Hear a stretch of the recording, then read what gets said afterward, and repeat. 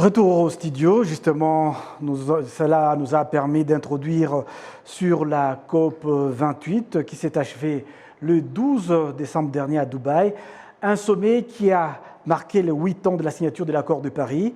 Les parties signataires ont passé en revue et évalué les progrès collectifs accomplis dans la réalisation de l'accord et ses buts à long terme.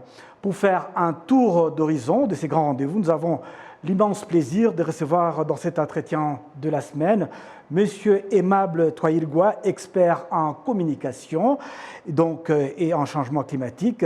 Bonjour et bienvenue à Arabié sur la télévision rwandaise. Bonjour Patrick, et je remercie Arabié pour cette invitation d'abord. Voilà, vous avez participé à la COP 28 à Dubaï il y a un peu moins d'une semaine. Que peut-on retenir de ces grands rendez-vous mondiaux?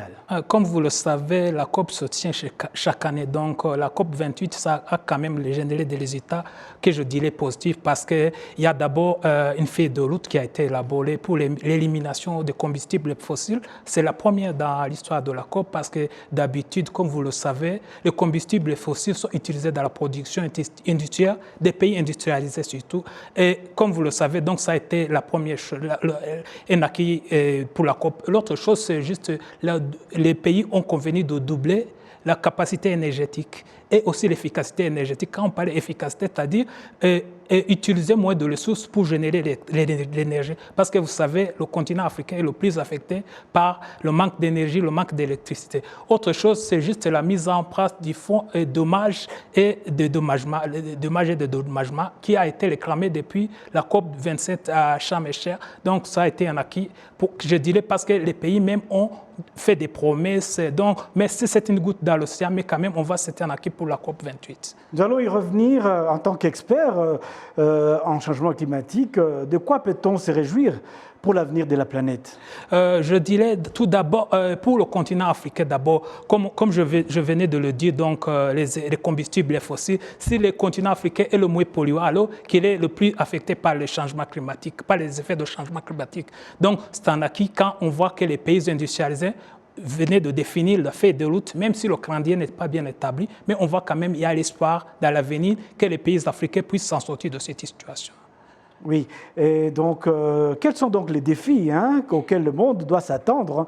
Vous savez qu'au moment où les besoins sont immenses pour inverser un peu la courbe sur le réchauffement climatique, avec ses effets comme nous avons vu dans l'élément qui est passé tout à l'heure, les moyens mis sur la table pour faire baisser les niveaux actuels du gaz à effet de serre restent encore en deçà des attentes. Oui, tout à fait. Au fait, comme vous le savez, depuis le Code de Paris, il y avait des objectifs mondiaux d'adaptation, donc pour aider les pays en développement, surtout en Afrique, pour s'adapter, mettre en place des mécanismes d'adaptation pour pallier aux effets de changement climatique. Mais quand on voit quand même qu'il y a les défis, parmi les défis, c'est le financement. Quand il n'y a pas de financement, même s'il y a des promesses qui ont été faites récemment à Dubaï, on voit que ce n'est pas suffisant. C'est comme une goutte dans l'océan. Donc, il y a besoin de mobiliser plus de financement, malgré l'existence des promesses, mais les promesses doivent aller de pair avec les financements. Il faut que les pays les voient à la hausse, les financements qui sont incroyables à travers le fonds pour les dommages et de dédommagement qui a été mis en place avec Dubaï. Les principaux pays contributeurs du monde, est-ce que vous avez senti qu'ils étaient réceptifs à répondre à cette attente?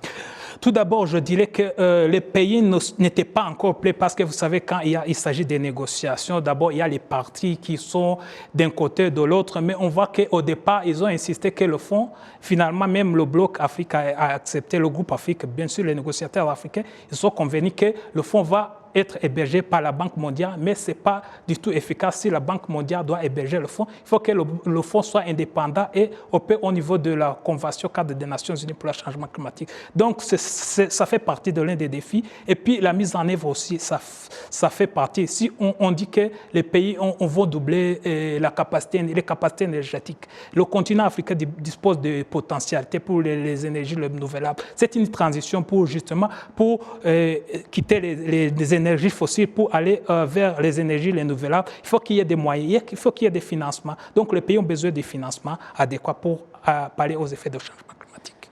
Merci beaucoup à vous, Aimable Twahirwa. Je rappelle aux téléspectateurs de la télévision rwandaise que vous êtes expert en communication sur les changements climatiques et que vous venez donc de participer à la COP 28 à Dubaï, ce grand rendez-vous du climat qui s'est donc achevé le 12 décembre dernier.